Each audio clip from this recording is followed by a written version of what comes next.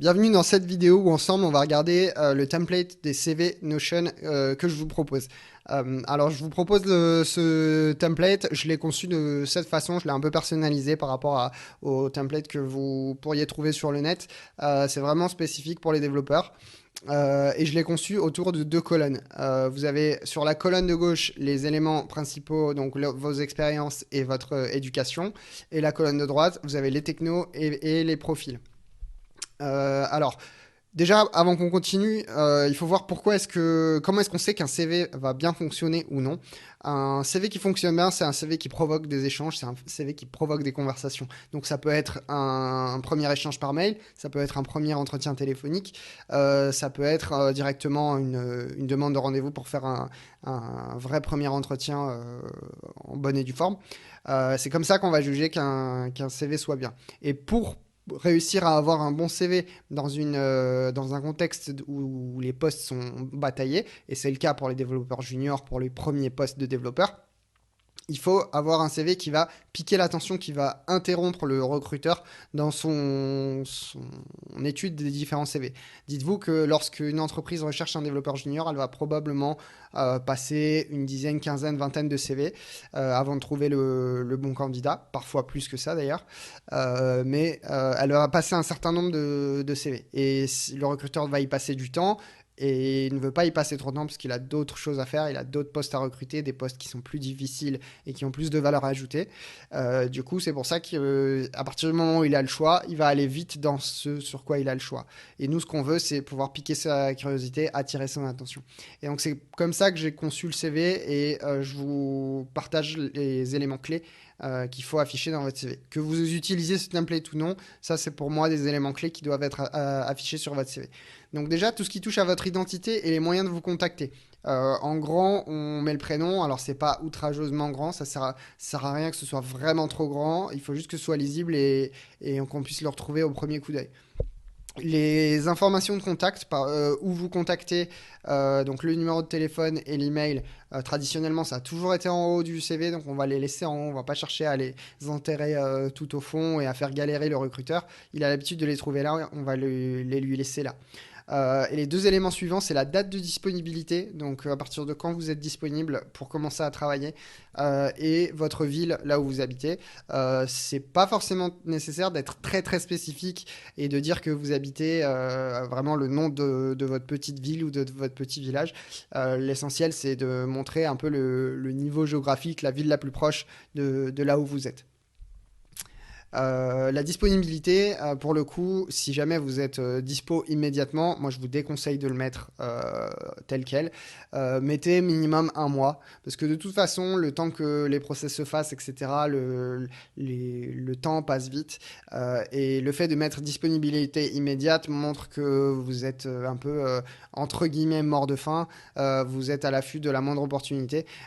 Et c'est contre-intuitif, mais en fait, un recruteur va se dire si personne n'en a voulu, c'est qu'il y a peut-être une raison, même s'il ne se le dit pas consciemment.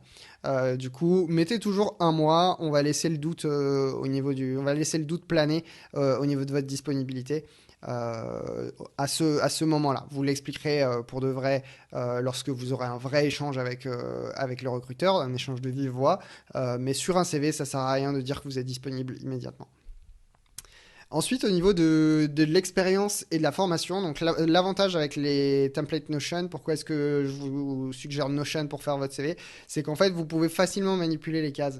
Là, par exemple, moi j'ai mis les technos sur la bande de droite. Si vous voulez les décaler, les mettre soit au milieu, soit à la bande de gauche, vous pourriez facilement. Par exemple, là, moi, si je veux le mettre entre la photo et mes infos de contact, je peux facilement glisser et déposer. Même chose si vous voulez inverser les expériences et la formation.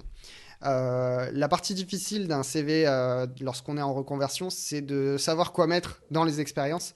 Parce que soit on a beaucoup d'expérience mais qui n'est pas forcément significative avec le dev, soit on a un cumul de petits jobs, etc. Et puis on ne sait pas quoi mettre en avant en termes d'expérience. Moi, ce que je conseille, c'est déjà de limiter la case expérience, la section expérience, la limiter à maximum 3 expériences significatives. Vous allez prendre l'expérience la plus longue, la plus significative que vous avez eue dans votre ancienne carrière. Et avec ça, vous allez essayer de refléter un peu tous les soft skills que vous voudriez mettre en avant. Ensuite, si vous avez des expériences liées dans le monde de la tech, moi pour le coup, j'avais une expérience en startup, éditeur de logiciels, je faisais l'onboarding des utilisateurs sur le logiciel, je reportais les bugs, etc. Donc on est très lié à la tech. Je l'ai mis parce que même si j'ai fait que 9 mois dans cette société, parce que c'est très proche de la tech et ça peut servir à ma candidature. Et enfin, tout en haut, tant que vous n'avez pas votre première expérience de dev, votre premier stage ou même votre premier emploi, vous pouvez mettre votre projet perso sur lequel vous travaillez. Et ça, si vous n'en avez pas, je vous encourage vraiment à vous créer un projet perso, pas 36, ça ne sert à rien d'avoir un portfolio de plusieurs petites apps que vous avez commencé, que vous n'avez pas terminé, ou alors vraiment des to-do list, etc. Je vous suggère d'avoir un projet sur lequel vous allez contribuer avec une roadmap publique et vous allez contribuer à le faire avancer chaque semaine plutôt que d'enchaîner des petits projets, de ne rien avoir de concret à montrer. L'avantage, c'est que si vous avez un projet à défendre, vous pourrez le placer dans ce niveau expérience et vous pourrez vraiment vous appuyer dessus comme si c'était une vraie première expérience. Certains projets perso sont plus valorisés qu'une expérience en stage où vous auriez fait de l'intégration HTML, CSS par exemple. Au niveau de la formation, même chose, ça sert à rien de rajouter tous les certificats Udemy et Open Classroom que vous avez pu avoir. On va se contenter de votre diplôme le plus haut. Donc, peu importe ce que c'est, même si c'est un DUT, même si vous n'avez pas eu le diplôme, hein, vous allez mettre le niveau. Enfin, voilà, si c'est niveau DUT, vous mettez niveau DUT. Comme ça, on va tout de suite, en un coup d'œil, avoir un niveau du dernier niveau de diplôme. Pas la peine de remonter jusqu'au bac, jusqu'à la première année de licence, puis la première année de master, etc. Vous mettez directement le niveau le plus haut. On se doute bien que si vous êtes allé jusqu'au master, c'est que vous êtes passé par une licence avant. Ensuite, par-dessus ça, vous allez rajouter l'organisme de formation chez qui vous avez fait votre conversion. Le but ici, c'est pas de rentrer en détail de tout ce que vous avez vu en formation, tous les langages, tous les projets, etc. que vous avez fait. Vous mettez l'intitulé, vous mettez la date d'entrée, date de sortie, et à la limite, un langage sur lequel vous avez le plus pratiqué. C'est pas la peine de rajouter l'équivalence titre RNCP niveau 2, 3, 4, l'équivalence en bac plus 2, bac plus 3, parce qu'une entreprise, elle va pas du tout considérer que cette équivalence. Cette équivalence, c'est plus en termes de règles académiques par rapport aux certifications et comment l'État va valoriser une formation, mais une entreprise ne valorisera pas la formation de la même façon. C'est vraiment juste un discours marketing des organismes de formation pour mettre en avant leur formation. Je ne doute pas qu'en termes de qualité, les qualités des formations sont variables, mais en termes de contenu, vous avez vu pas mal de choses en formation. Le but, c'est vraiment pas de dénigrer la formation en elle-même, c'est juste d'aller droit au but parce que ça sert à rien de charger votre CV en mettant ces équivalences-là si le recruteur, lui, va même pas les regarder, il va même pas essayer de calculer si c'est vraiment une équivalence ou pas. Donc ça va vous permettre d'avoir votre CV plus condensé, la même info va être passée et vous restez sur un CV compact, enfin un CV condensé mais aéré qui va être rapide à lire et rapide à évaluer pour un recruteur.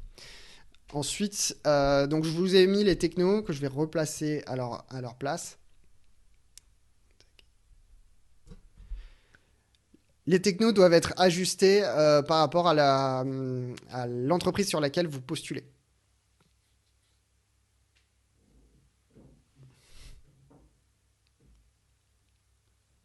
Ça sert à rien de lister toutes les technos que vous avez vues en formation, tous les tutos que vous avez pu suivre dans les différents langages si vous en avez testé plusieurs. Mettez le langage le plus pertinent pour l'entreprise dans laquelle vous postulez ou alors le langage le plus proche ou celui que vous avez le plus travaillé. Exemple. Si vous avez fait à la fois du Python, du Ruby et du PHP, que vous postulez dans une entreprise qui fait l'une des trois, ne mettez que un des trois. Si vous postulez dans une entreprise qui fait du JavaScript, donc aucun des trois, mettez le langage sur lequel vous avez le plus d'expérience, vous avez le plus pratiqué. Le but étant d'essayer de tirer des liens entre langages, parce qu'il y a forcément des notions en ingénierie logicielle, des notions en programmation qui vont être transverses à tous les langages, et du coup, l'idée, c'est d'essayer de se rapprocher le plus possible. Ça sert à rien de tartiner tous les niveaux. Je ne veux surtout pas avoir d'évaluation. D'ailleurs, je ne vous l'ai pas proposé dans le template, c'est pour une raison. On ne se met pas de note de 1 à 5, on ne se met pas de pourcentage. On met la techno, point barre. C'est dans votre façon de décrire vos projets et d'écrire la partie formation que va se refléter votre niveau en fait. C'est suivant si vous arrivez à placer certains mots-clés et vous ne pourrez les placer que si vous avez vraiment soit étudié la notion, soit manipulé la notion. Et là, ça va revenir à la partie veille techno qu'on verra dans une prochaine vidéo. Un point que je voulais vous montrer également, c'est l'export. Parce que Notion est super intéressant parce que vous allez pouvoir envoyer le CV soit l'URL telle qu'elle, mais beaucoup d'entreprises veulent toujours les CV et les PDF. Donc vous allez pouvoir exporter le doc en PDF. Comme ça. L'inconvénient de Notion, c'est qu'il va nous faire des PDF très lourds et c'est pas acceptable d'envoyer un PDF qui fait 20 mégas. Du coup, je vous invite à le passer dans des compresseurs. Il y a des compresseurs en ligne de PDF. Il va prendre votre PDF de 20 mégas, vous sortir un PDF de moins de 200 kilooctets sans que la qualité soit vraiment perdue en termes de lecture. Et du coup, ce sera beaucoup plus pratique pour pouvoir l'envoyer soit par mail, soit sur des plateformes pour des job boards pour postuler. Il se peut aussi que lors de l'export, la cover ici pose problème parce qu'en fait elle va prendre beaucoup de place, elle va faire passer votre CV sur 2 pages. Si jamais il y a un souci, n'hésitez pas, hop, vous allez changer la cover, vous l'enlevez. Vous pouvez enlever l'icône aussi si vous pensez que c'est pas pertinent pour un CV PDF. Et comme ça, vous avez un CV sans cover, sans icône, qui est facilement exportable en PDF. Vous pourrez dupliquer aussi grâce à Notion, vous pouvez dupliquer votre CV. Comme ça, vous allez garder une version générique et vous allez pouvoir vous créer des copies et travailler sur les copies à chaque fois que vous allez postuler. Un truc qui est vraiment super intéressant et une bonne pratique à avoir, c'est d'ajuster son CV à chaque candidature. Ce que je propose, moi, c'est déjà à chaque fois que vous postulez à une annonce, vous allez venir changer l'intitulé de votre poste et mettre l'intitulé qu'ils ont mis dans l'annonce. Et ensuite, vous allez pouvoir également ajuster votre phrase d'accroche. Votre phrase d'accroche, elle est vraiment propre à vous. Vous ne cherchez pas à coller à tout prix à l'entreprise.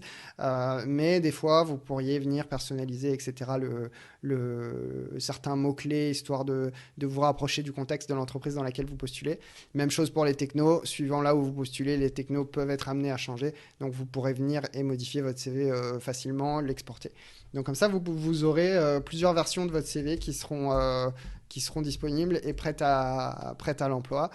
Donc, n'hésitez pas à aller cloner ce template de CV.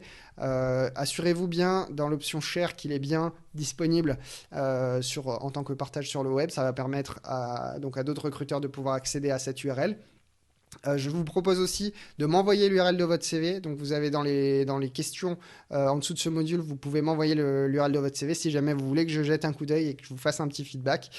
N'hésitez pas, je le ferai tant que je peux, suivant le nombre de CV qui me sont envoyés. Je vous ferai un petit feedback. J'espère que ça vous a plu. Si vous avez des questions sur votre CV, n'hésitez pas. Si vous avez des questions sur Notion, cherchez sur YouTube. Il y a plein de tutos Notion.